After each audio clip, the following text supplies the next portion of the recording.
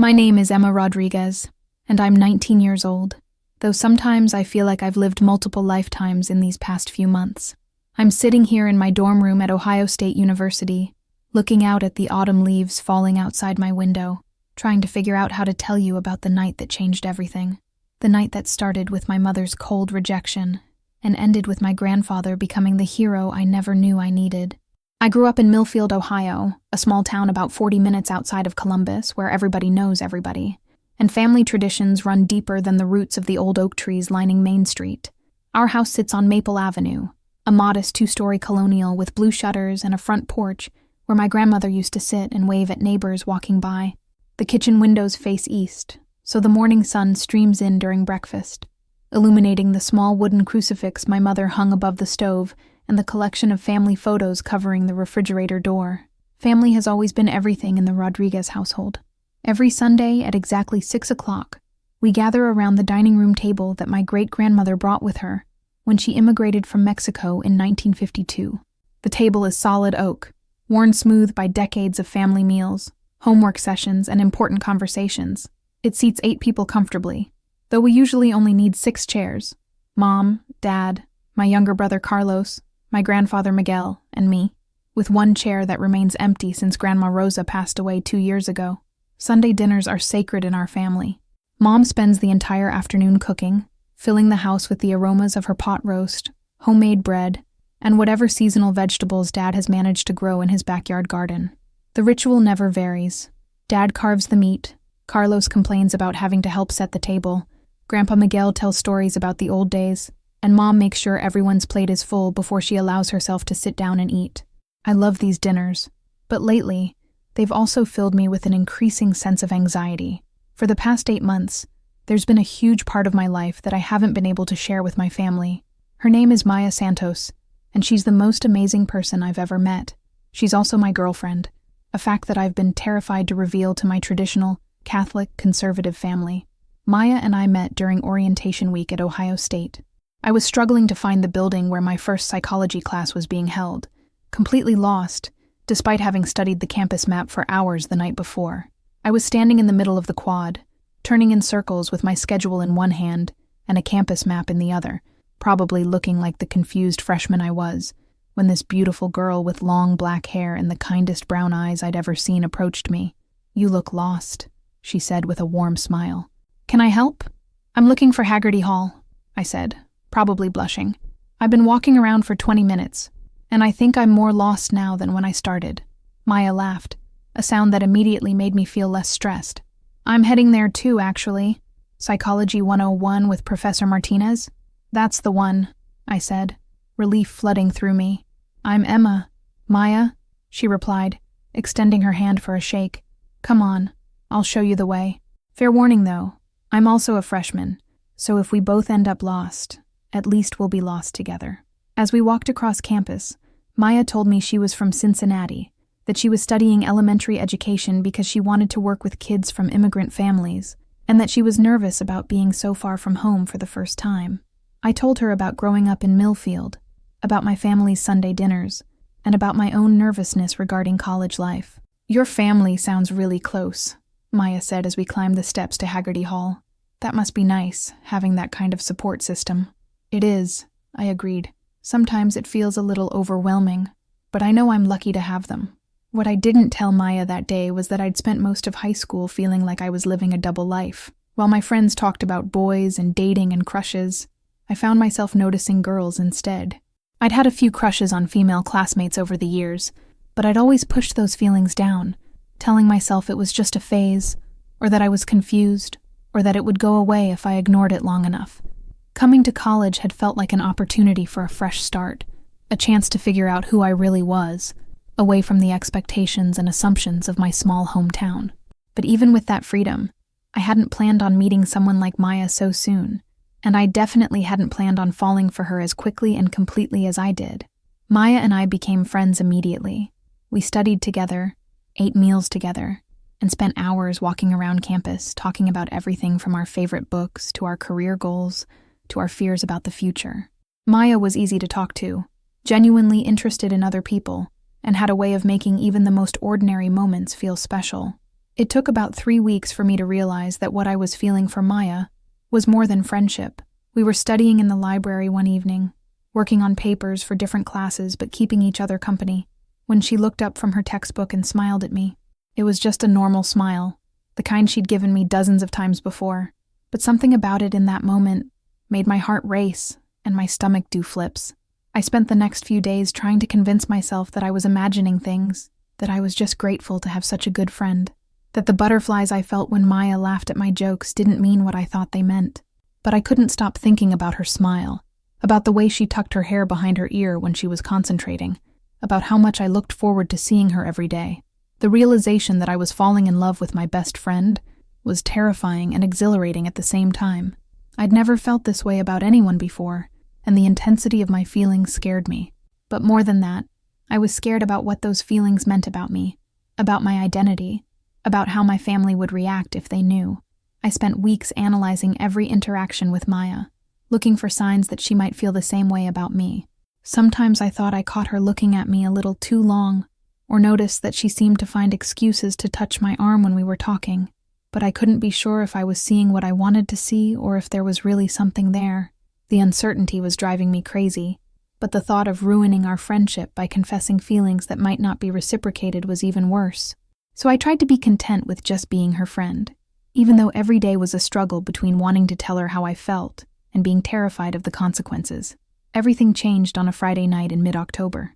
Maya and I had planned to watch a movie in my dorm room, something we'd done dozens of times before. I'd made popcorn, and we'd settled onto my narrow twin bed with our backs against the wall, sharing a blanket and arguing about whether to watch a romantic comedy or a thriller. "Let's compromise," Maya suggested. "How about a romantic thriller?" "Is that even a thing?" I asked, scrolling through the streaming options on my laptop. "Everything's a thing if you believe hard enough," Maya replied with a grin. We ended up choosing some movie neither of us had heard of, but honestly, I couldn't tell you what it was about because I spent the entire time acutely aware of Maya sitting beside me. She smelled like vanilla and jasmine, and every time she laughed at something on screen, I felt that familiar flutter in my chest. About halfway through the movie, Maya shifted to get more comfortable and ended up with her head resting against my shoulder. I froze, afraid that any movement might break the spell and cause her to pull away. Her hair was soft against my cheek, and I could feel the warmth of her body pressed against my side. "Is this okay?" Maya asked quietly, and I could hear something in her voice that I hadn't noticed before, a nervousness that mirrored my own. "Yeah," I managed to say. "It's perfect." We stayed like that for the rest of the movie, neither of us really watching the screen anymore. When the credits started rolling, neither of us moved to turn off the laptop. We just sat there in the glow of the screen, and I could feel something shifting between us, some invisible line that we were both afraid to cross. "Emma," Maya said softly, lifting her head to look at me.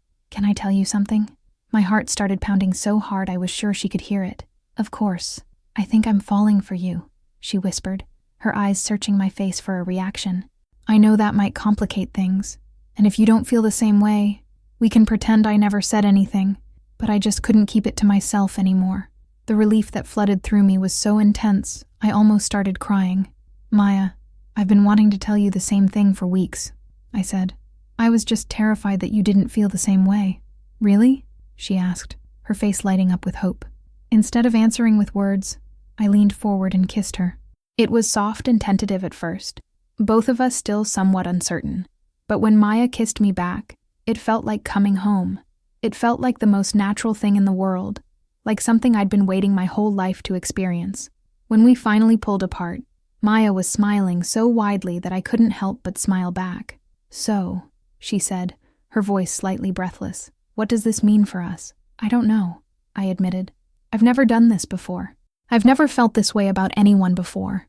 "Me neither," Maya confessed. "But I'd like to figure it out together, if you want to." "I want to," I said immediately. "I really, really want to." That night marked the beginning of the most wonderful and complicated period of my life. Maya and I started dating officially, though we kept our relationship mostly private at first. We were both new to this, dating in general, dating each other, dating as two women, and we wanted to figure things out without the pressure of other people's opinions and expectations. The next few months were like living in a beautiful bubble. Maya and I spent almost every free moment together, learning about each other in ways that went far beyond friendship. I discovered that Maya sang in the shower, that she was afraid of horror movies but pretended not to be, that she cried during commercials featuring dogs, and that she had dreams of opening her own elementary school someday. Maya learned that I wrote poetry in a journal I kept hidden under my mattress, that I could make amazing chocolate chip cookies, but couldn't cook anything else to save my life, that I had anxiety about speaking up in large groups, and that I wanted to become a therapist, so I could help other people navigate difficult family relationships. We had our first fight in November over something completely stupid, whether pineapple belonged on pizza, and then spent 2 hours talking through why we'd both gotten so upset about something so trivial. We realized it wasn't really about pizza at all, but about our fears of disagreement and conflict in general. Maya had grown up in a household where raised voices meant someone was about to leave, and I had grown up in a family where disagreement was often seen as disrespect. Working through that first fight taught us how to communicate better, how to express our feelings honestly, without fear of catastrophic consequences. It made our relationship stronger, but it also made me more aware of how different our backgrounds were, and how those differences might create challenges down the road. Maya's family was more liberal and open-minded than mine. Her parents had immigrated from the Philippines when she was 5, and they'd worked incredibly hard to build a successful life in America. They valued education above almost everything else, and they wanted their children to be happy and successful, regardless of what form that happiness took.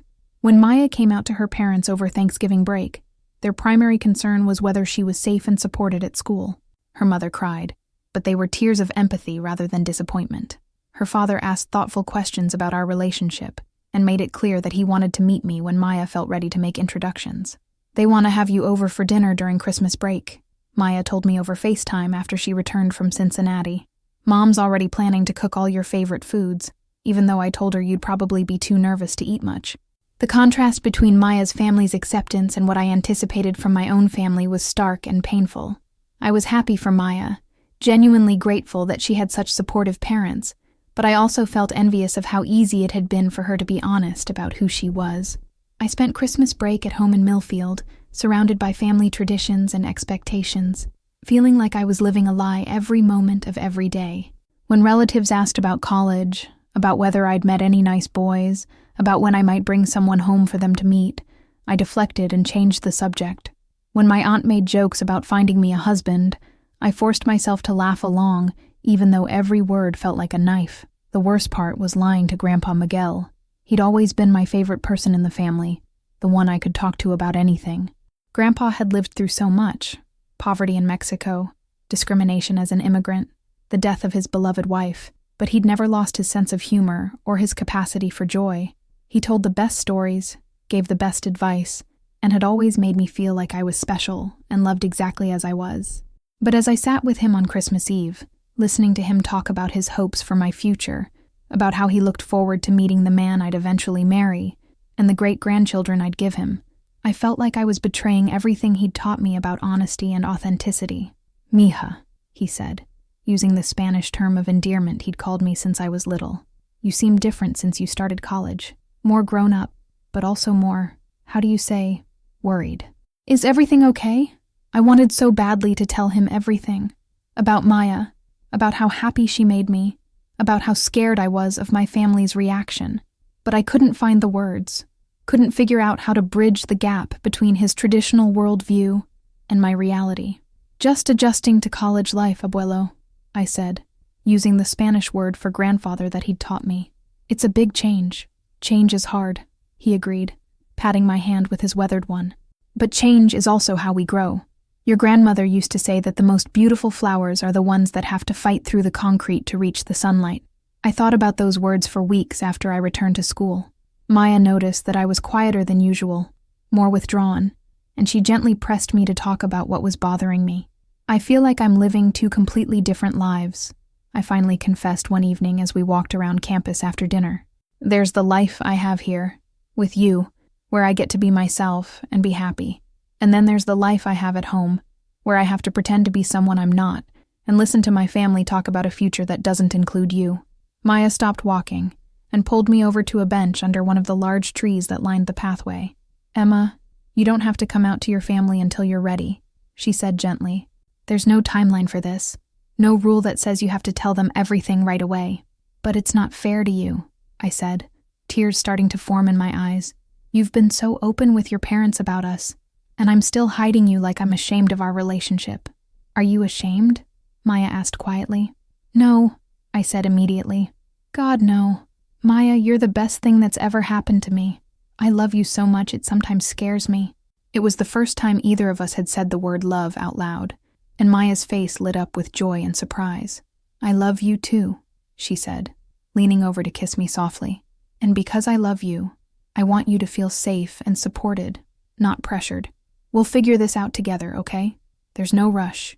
But even though Maya was patient and understanding, I knew I couldn't keep living in two separate worlds indefinitely.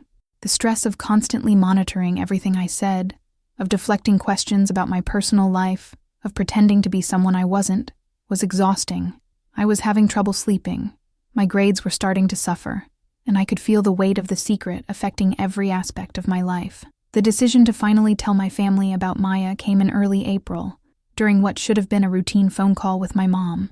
She was telling me about plans for Easter dinner, about which relatives would be coming, about how excited everyone was to see me and hear about college life. Your cousin Maria is bringing her new boyfriend, Mom said excitedly. They met at work and she says he's really nice. And your Aunt Carmen keeps asking when you're going to bring home a nice boy for us to meet. Something about the casual assumption that I would eventually bring home a boyfriend, the complete certainty in her voice that my future would follow the traditional path they expected, finally broke something inside me. Mom, I said, my heart pounding. What if I brought home a girlfriend instead? The silence on the other end of the phone stretched so long that I wondered if the call had been dropped. Emma, Mom finally said, her voice careful and controlled. What kind of question is that? It's not really a question, Mom, I said, surprised by how steady my voice sounded despite the fact that my hands were shaking. I am dating someone, and she's wonderful, and I'd like to bring her home to meet the family. Another long silence. Emma, this is not something we should discuss over the phone, Mom said finally. We'll talk about this when you come home for Easter. There's nothing to discuss, Mom, I said. I'm gay, I have a girlfriend, and I love her.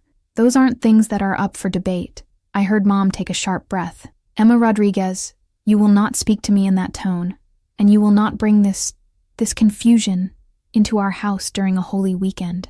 It's not confusion, Mom, and Maya is part of my life now. If she's not welcome, then maybe I shouldn't come home either. Don't be ridiculous, Mom snapped. Of course you're coming home, but you're coming home alone, and we're going to have a serious conversation about these ideas you've picked up at college. The conversation ended badly, with both of us hanging up, frustrated and hurt. I immediately called Maya, who came over and held me while I cried and worried about what Easter weekend would bring. Do you want me to come with you? Maya offered. I know your mom said no, but maybe if they met me in person, they'd realize that I'm not some evil influence trying to corrupt you. I was tempted by the offer, but I also knew that showing up with Maya after Mom had specifically said no would be seen as a direct act of rebellion that would make the situation even worse. I think I need to handle this part on my own, I said reluctantly, but thank you for offering. It means everything to me that you're willing to walk into that fire with me. Easter weekend at home was every bit as difficult as I'd anticipated. Mom had clearly told the rest of the family about our phone conversation, because everyone seemed to be walking on eggshells around me. Dad made awkward attempts at normal conversation. Carlos kept shooting me worried looks, and Grandpa Miguel seemed confused about why the family dynamic felt so tense.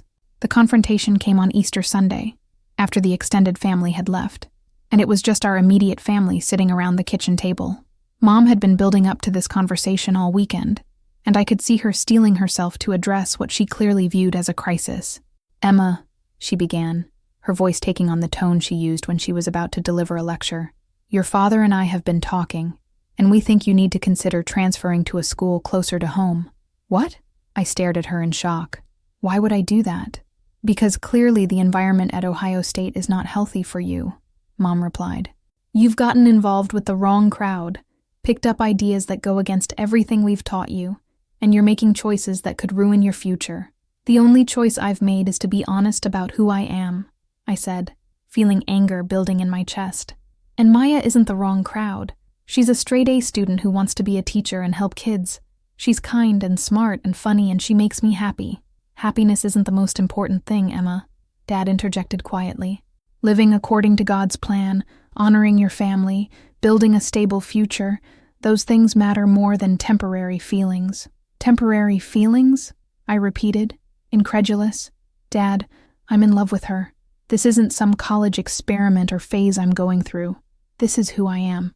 No, Mom said firmly. This is who you think you are, because you've been influenced by liberal professors and confused classmates. But it's not too late to get back on the right path. The conversation continued for over an hour, with my parents alternating between trying to convince me that I was confused and threatening various consequences if I didn't come to my senses. They talked about cutting off financial support for college, about no longer considering Maya welcome in their home, about how disappointed and embarrassed they were by my choices. Through it all, Grandpa Miguel sat quietly at the kitchen table, listening but not participating. I kept waiting for him to jump in with his opinion, but he seemed lost in thought, occasionally asking clarifying questions, but mostly just observing the family crisis unfolding around him. Finally, when I couldn't take any more of my parents' lectures about sin and disappointment and ruined futures, I stood up from the table. I'm going back to school tomorrow morning, I announced. And when I graduate next year, Maya will be there in the audience cheering for me, just like your families were there for you when you got married. You can choose to be there too, or you can choose to miss out on your daughter's life. But I'm not going to apologize for being happy, and I'm not going to pretend to be someone I'm not just to make you more comfortable. I was halfway to the stairs when Grandpa Miguel's voice stopped me. Emma, he said quietly, sit back down, mija. There are some things I need to say. The authority in his voice, the same tone he'd used when I was little and in trouble, made me automatically return to my chair. Mom and Dad looked expectant, probably assuming that Grandpa was about to support their position with wisdom from his generation. I have been listening to this conversation, Grandpa began, his accent more pronounced than usual, which always happened when he was emotional, and I have some things to say to all of you. He looked around the table, making eye contact with each of us before continuing. Maria, Roberto, he said, addressing my parents, you are making the same mistake that people made with me 60 years ago when I wanted to marry your mother. Mom looked confused. Papa, that's completely different. Is it? Grandpa interrupted. People told Rosa that she shouldn't marry a Mexican immigrant, that I would ruin her life, that she was making a choice that would bring shame to her family. They said I was the wrong kind of person for her to love. He paused, letting his words sink in before continuing. Your mother could have listened to those people. She could have chosen the safe path, the path her family expected. But she chose love instead, and because of that choice, you exist. Emma exists. This whole family exists. But Papa, Mom protested, what Emma is talking about goes against our religious beliefs. Our religious beliefs? Grandpa's voice rose slightly. Maria, let me tell you about our religious beliefs. When I came to this country with nothing, do you know who helped me? It was Father Martinez at St. Joseph's, a man who saw past my broken English and empty pockets to the person I was inside. He taught me that God's love is bigger than our fear, bigger than our prejudice, bigger than our narrow ideas about how life should look. Grandpa turned to look at me directly.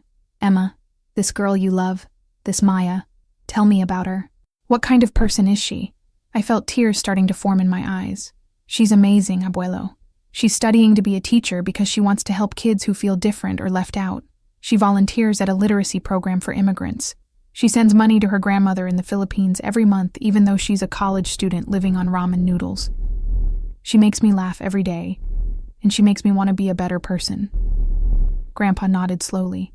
She sounds like someone your grandmother would have loved. Miguel, Dad said uncomfortably, we appreciate what you're saying, but this situation is different. Roberto, Grandpa said, turning to face my father, when you were Emma's age, you came home and told us you wanted to drop out of college to become a mechanic. Do you remember what your mother and I said? Dad shifted uncomfortably in his chair.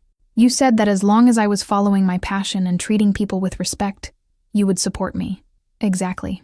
We didn't care that being a mechanic wasn't as prestigious as being a doctor or lawyer. We cared that you had found something that made you happy and fulfilled. Emma has found someone who makes her happy and fulfilled. The only difference is that you're letting fear and prejudice cloud your judgment.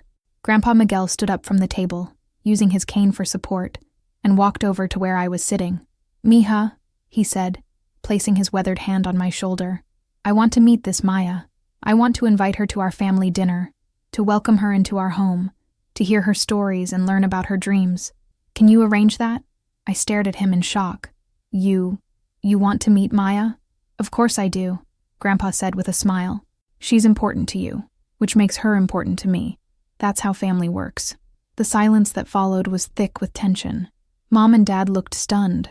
Carlos appeared to be processing everything he'd just heard, and I felt like my entire world had shifted on its axis. Miguel, Mom said finally, her voice strained. I don't think you understand the implications of what you're suggesting. I understand perfectly, Grandpa replied firmly. I'm suggesting that we act like a family that loves each other unconditionally, instead of a family that loves each other only when it's convenient. He looked around the table one more time. I have lived for 78 years, and I have learned that love is the rarest and most precious thing in this world. When you find it, when your child finds it, you don't question it or try to change it. You celebrate it and protect it and welcome it into your life with open arms. Grandpa Miguel walked slowly back to his chair and sat down heavily. Emma will bring Maya to next Sunday's dinner, he announced. Anyone who has a problem with that is welcome to eat somewhere else that evening. The conversation ended there, with my parents too shocked to argue further, and me too emotional to say much beyond thanking Grandpa for his support. I drove back to school the next morning with a mixture of hope and terror, knowing that the following Sunday would either bring my family together or tear it apart completely. When I told Maya about Grandpa Miguel's invitation, she was as nervous as I was excited. Are you sure about this? She asked as we sat in my dorm room, planning what she should wear and what we should expect. Your parents seemed pretty adamant about not wanting to meet me. Grandpa Miguel has more influence in this family than anyone else, I explained. If he's decided that you're welcome, then you're welcome, regardless of what my parents think. But what if it goes badly? What if your mom really does tell me to get out? I took Maya's hands in mine and looked directly into her eyes. Then we'll leave together, and we'll know that we tried. But Maya, I need you to understand something. You're not just meeting my family. You're meeting the people who raised me, who shaped who I am, who I love despite their flaws. I need them to see what I see in you, to understand why you're so important to me. Maya squeezed my hands and nodded. Okay, let's do this.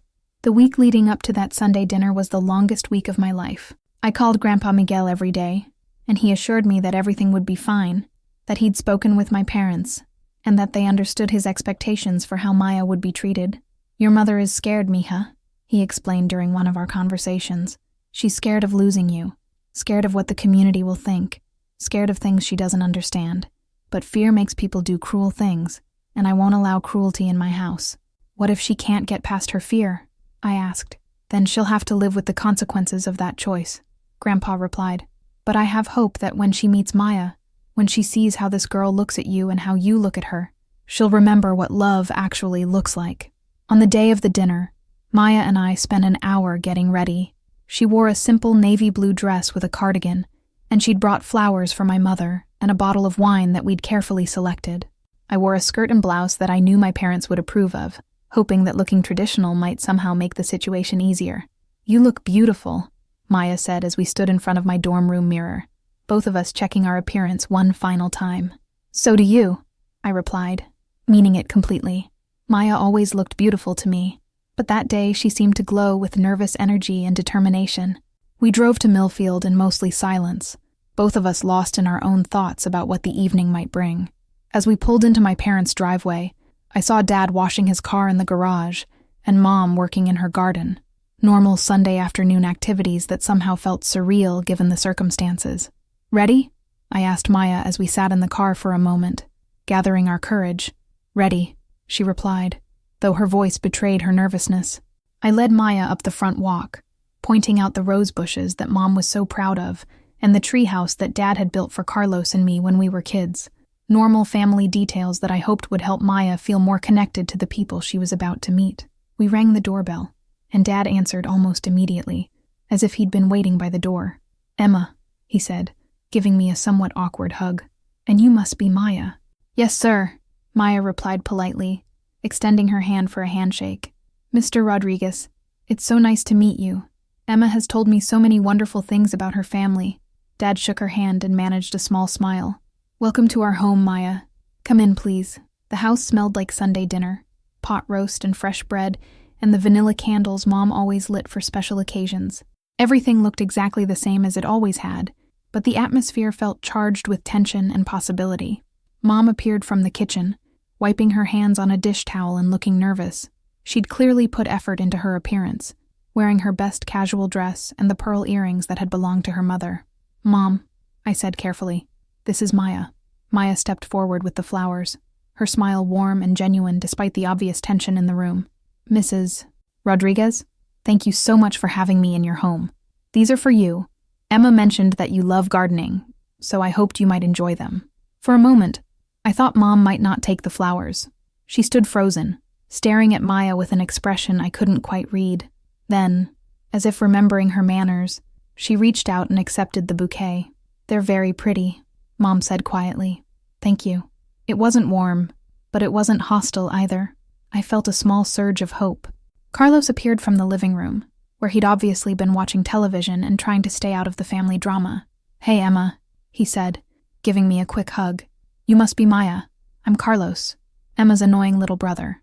"Not so little anymore," Maya replied with a laugh, looking up at my 15-year-old brother who was already several inches taller than me. "Emma talks about you all the time. She's really proud of how well you're doing in school." Carlos grinned, clearly pleased by the compliment. "Emma always exaggerates, but thanks."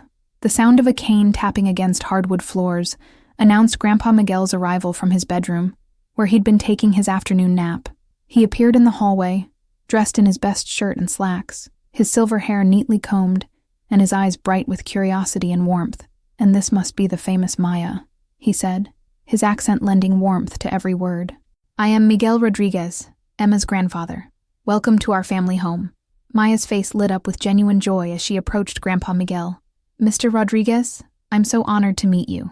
Emma has told me so many wonderful stories about you, about your journey from Mexico, and about how you and your wife built such a beautiful family." Grandpa Miguel's eyes twinkled as he looked Maya up and down appraisingly. "Please, call me abuelo," he said. "That is what family calls me. And I can see why Emma is so taken with you. You have kind eyes and a good smile. Those are the most important things." I watched Mom's face as Grandpa Miguel immediately embraced Maya as family. I could see her struggling with conflicting emotions, her desire to respect her father-in-law's wishes, warring with her own discomfort and disapproval. "Well," Dad said, clearly trying to ease the tension, "dinner should be ready soon. Why don't we all go sit in the living room while Maria finishes up in the kitchen?" We moved into the living room, which Mom had obviously cleaned and arranged specially for the occasion.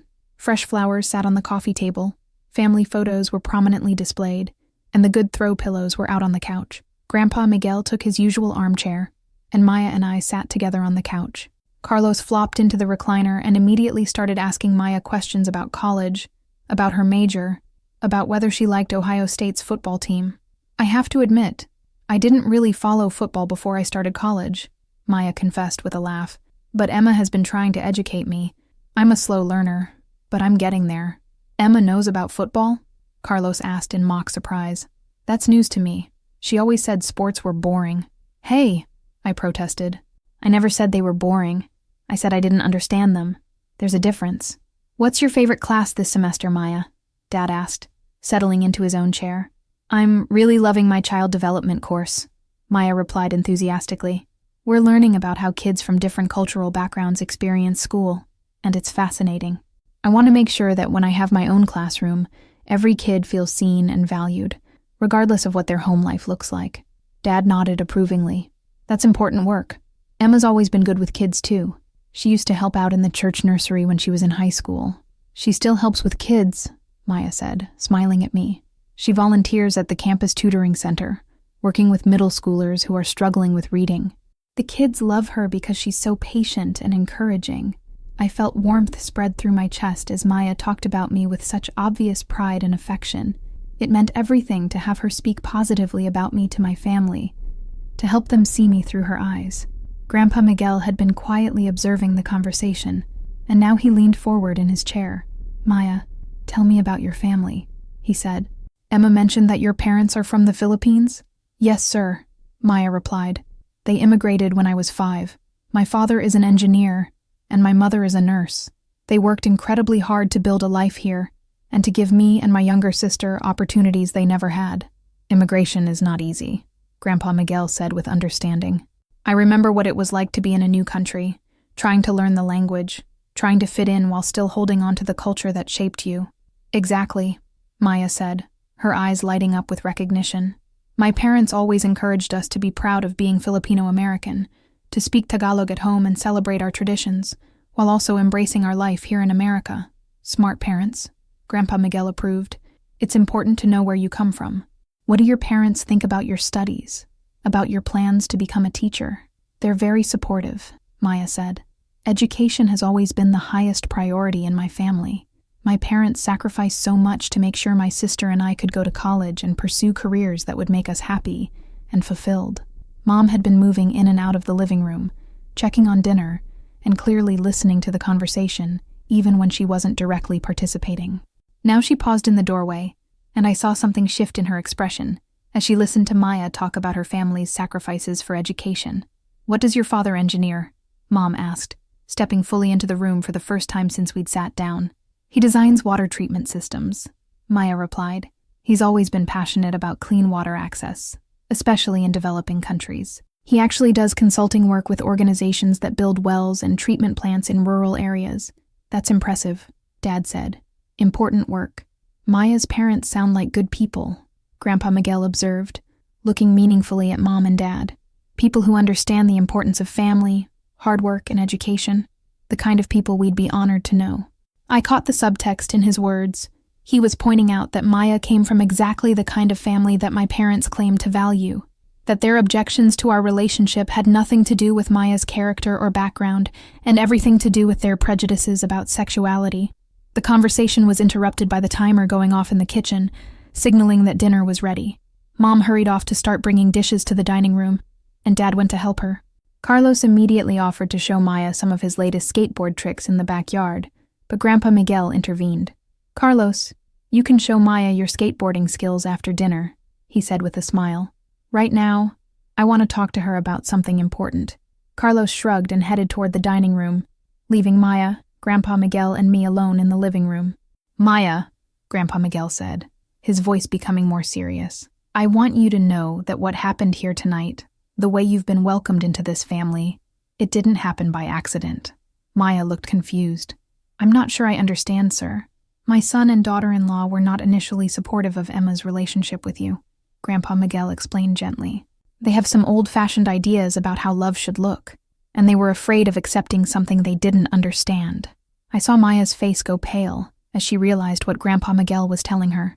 "But," Grandpa Miguel continued, "I have lived long enough to know that love is rare and precious, regardless of what form it takes. I have also lived long enough to know that family means accepting and supporting each other, especially when it's difficult." He leaned forward in his chair, looking directly into Maya's eyes. "You make my granddaughter happy, Maya. I can see it in her face, in the way she talks about you, in the way she looks at you. That is enough for me. That is more than enough." Maya's eyes filled with tears, and she reached over to take my hand. "Thank you, abuelo," she said softly. "That means more to me than you know." "There's one more thing," Grandpa Miguel said. "Emma's parents are good people who are struggling with their own fears and prejudices. They may not be as welcoming as I am, at least not at first. But I want you to know that you will always have a place in this family, because anyone who loves Emma the way you clearly do belongs here." Before Maya could respond, Mom appeared in the doorway. "Dinner's ready," she announced, her voice carefully neutral. We made our way to the dining room, where the table was set with Mom's best china and the centerpiece of flowers that Maya had brought. The pot roast smelled incredible, and the table was laden with all the side dishes that made our Sunday dinners special. Mashed potatoes, green beans from Dad's garden, homemade rolls, and Mom's famous corn casserole. Grandpa Miguel took his place at the head of the table, and he gestured for Maya to sit in the chair to his right, a place of honor that wasn't lost on anyone in the family. I sat beside Maya, with Carlos across from us and Mom and Dad at the other end of the table. "Before we eat," Grandpa Miguel announced, "I'd like to say grace." This was a family tradition, but usually Dad or Mom led the prayer. Having Grandpa Miguel take over felt significant, like he was asserting his authority over the evening's proceedings. We all joined hands around the table, Maya between Grandpa Miguel and me, completing the circle of family connection. "Dear Lord," Grandpa Miguel began, "we thank you for bringing us together around this table, for the food we are about to share, and for the love that binds us as a family. We ask for your blessing on all who sit here tonight, especially our guest Maya, who has brought joy and happiness to our Emma. Help us to open our hearts to new forms of love, to see beyond our own limitations, and to remember that your love is bigger than our fears. Amen. Amen, everyone murmured, though I noticed Mom's voice was quieter than usual. As we began passing dishes around the table, the conversation gradually became more natural and comfortable. Maya complimented Mom's cooking enthusiastically and asked questions about family recipes. She told funny stories about her own family's attempts to blend Filipino and American cooking traditions, which made Dad laugh and even got a small smile from Mom. Carlos dominated much of the conversation, as he always did, but tonight his energy was focused on entertaining Maya with stories about school, about his friends, about his latest obsessions with video games and skateboarding.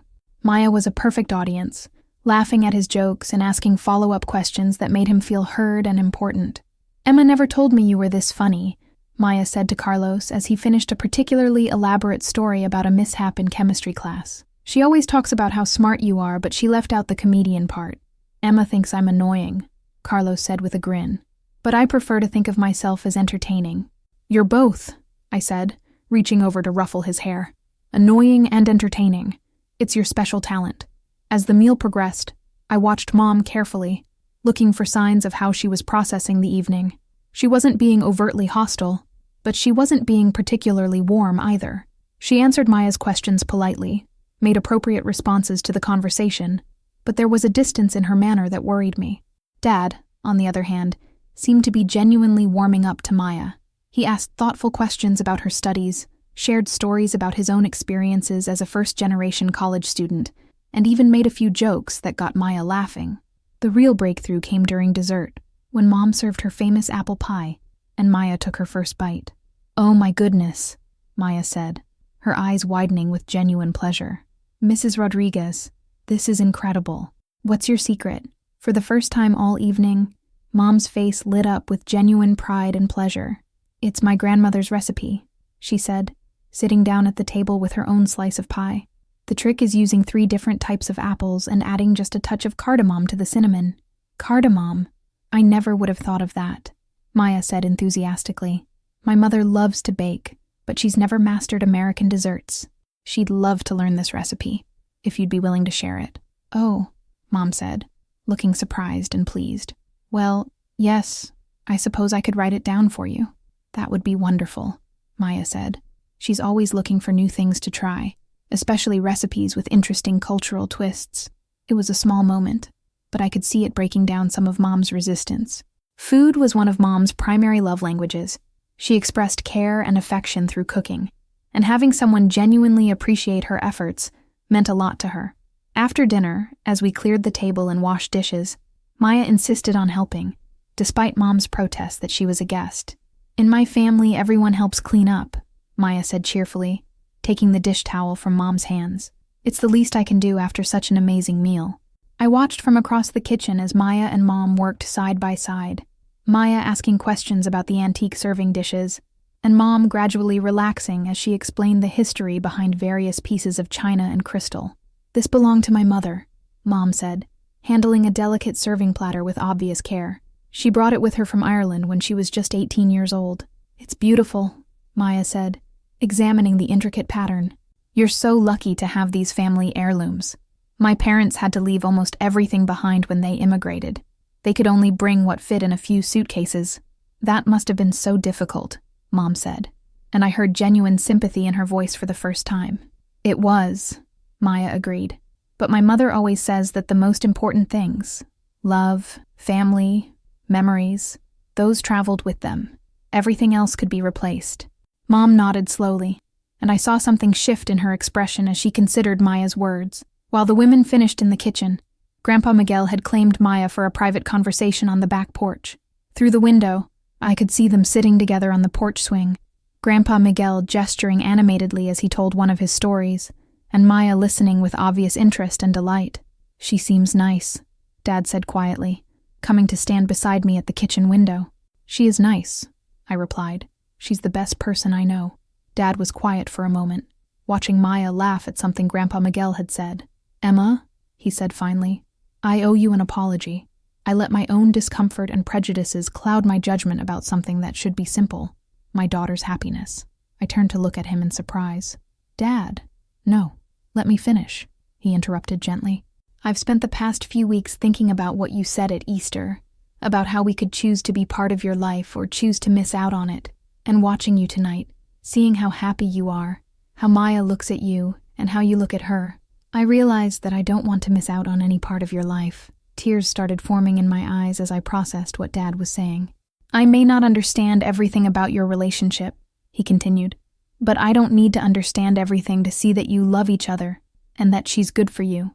That's enough for me. Thank you, Dad," I whispered, reaching over to hug him. "That means everything to me." "Maya is welcome in this house anytime," Dad said firmly, "and anyone who has a problem with that will have to answer to me."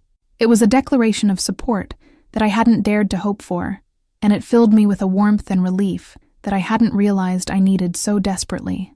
The evening ended with everyone gathered in the living room, Maya and Grandpa Miguel sharing stories about their respective cultural traditions, while Carlos showed off his collection of vintage comic books that he'd inherited from an uncle. Mom sat quietly, still processing everything, but no longer radiating the tension and disapproval that had marked the beginning of the evening. When it came time for Maya and me to leave, the goodbyes were warmer than I had expected. Carlos gave Maya an enthusiastic hug and made her promise to come back soon. Dad shook her hand and told her she was always welcome.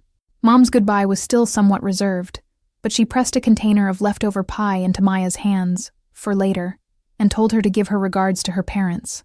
But it was Grandpa Miguel's goodbye that brought tears to everyone's eyes. "Mija," he said to Maya, using the same term of endearment he used for me. "You are family now. This is your home, and we are your people. Don't ever forget that." Maya hugged him tightly, and I could see that she was crying. "Thank you, Abuelo," she whispered, "for everything, for welcoming me, for standing up for us, for showing me what real family love looks like." "That's what family does," Grandpa Miguel replied simply. "We protect each other, we support each other, and we love each other no matter what." As Maya and I drove back to campus that night, we were both quiet for a long time, processing everything that had happened. "That was not what I expected," Maya finally said. "I mean, I knew your grandfather was special from everything you'd told me, but seeing him in action, Emma, he's incredible." "He really is," I agreed. "I always knew he was wise and kind, but tonight he showed a kind of moral courage that I didn't know he possessed. He didn't just accept our relationship, he actively fought for it. And your parents, your dad especially, seemed to really come around." "Dad's always been more adaptable than Mom," I said. "He needs time to process things, but once he decides something is right, he's all in. Mom's going to take longer, but I think she's getting there." "The moment with the pie recipe felt like a breakthrough," Maya observed. "Food is obviously important to her, and sharing family recipes is a big deal." "Huge deal," I confirmed. "Mom doesn't share her grandmother's recipes with just anyone. The fact that she offered to write it down for your mother, that's her way of saying she accepts you as part of the family."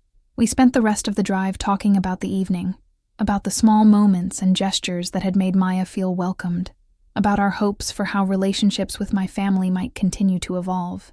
"I love your family, Emma," Maya said as we pulled into the parking lot at her dorm. "They're complicated and flawed, but they're also genuine and loving. And your grandfather, I can see where you get your strength and your kindness." "I love you," I said, leaning over to kiss her softly. "And I love that my family is getting to know the amazing person I fell in love with." That night marked the beginning of a new chapter in our relationship with my family. Over the following months, Maya became a regular presence at Sunday dinners, holiday celebrations, and family gatherings. Mom gradually warmed up to her, bonding over cooking and gardening, and eventually confiding in Maya about some of her own struggles with accepting change and difference. Dad embraced Maya wholeheartedly, treating her like the daughter-in-law he'd always hoped for, asking her opinion on family decisions, and including her in conversations about the future. Carlos appointed himself Maya's unofficial little brother, constantly texting her memes and seeking her advice about everything from school projects to relationship drama. But it was Grandpa Miguel who remained Maya's strongest advocate and closest friend in the family. They developed their own special relationship, based on their shared experience as children of immigrants, and their mutual understanding of what it meant to bridge different cultures and worlds. 6 months after that first dinner, Maya and I decided to move in together off campus. When we told my family, the response was overwhelmingly positive. Dad offered to help us move furniture. Carlos immediately started planning sleepovers, and Mom gave us a set of her good dishes to get you started. But it was Grandpa Miguel's reaction that meant the most to us. "I want to bless your new home," he announced. In Mexican tradition, when two people commit to building a life together, the family blesses their home to ensure happiness and prosperity. The blessing ceremony took place on a sunny Saturday afternoon, with my entire family gathered in the small apartment that Maya and I had rented near campus. Grandpa Miguel had brought holy water from St. Joseph's Church and a small statue of the Virgin of Guadalupe that had belonged to his mother. "This home is built on love," he said as he sprinkled holy water in each room, "and love is the strongest foundation of all. May this house be filled with laughter. May it be a shelter in times of trouble, and may all who enter here feel the warmth of welcome and acceptance." As I watched my family gathered in our living room, Mom arranging flowers in a vase, Dad helping Maya hang pictures, Carlos sprawled on our couch playing video games, and Grandpa Miguel telling stories about his own first apartment, I felt overwhelmed with gratitude for the journey that had brought us to this moment. The night that had started with my mother's rejection and Maya's tears had ultimately led to something beautiful, a family that chose love over fear, acceptance over prejudice, and unity over division. It hadn't been easy, and it hadn't happened overnight, but it had happened because one man had the courage to slam his cane against the floor and demand that his family live up to their highest values. Maya and I graduated from college the following spring, with both of our families cheering in the audience. At the graduation party that evening, I watched Maya laugh with my relatives, help Grandpa Miguel navigate the crowded venue with his cane, and patiently answer my great-aunt's questions about our future plans. "You know what the most amazing thing about this whole story is?" Maya said to me later that night as we cleaned up after the party. "What's that?" "The fact that your grandfather saw past everything, his own background, his generation's prejudices, the pressure from your parents, to simply see two people in love. That's not common, Emma. That's extraordinary." She was right. Grandpa Miguel had chosen to see with his heart rather than his fears, and that choice had transformed not just our lives, but our entire family's understanding of what love and acceptance really mean.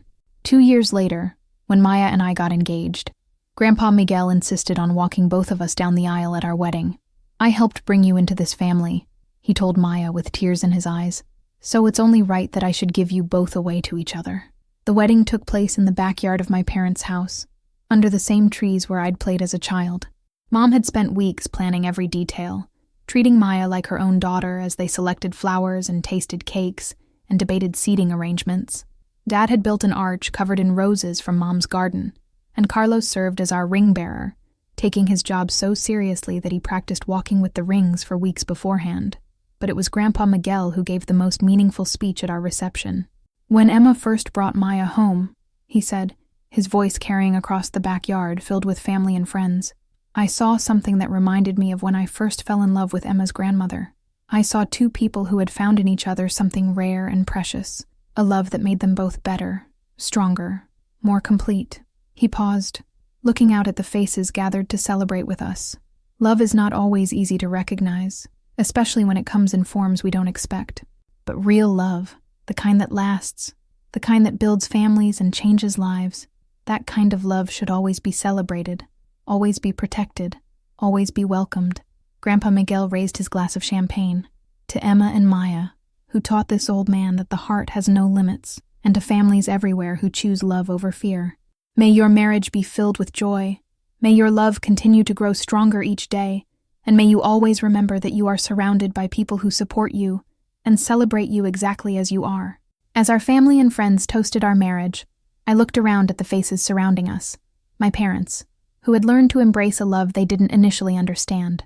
My brother, who had grown into a young man who valued acceptance and inclusion. My grandparents' friends who had welcomed Maya as one of their own.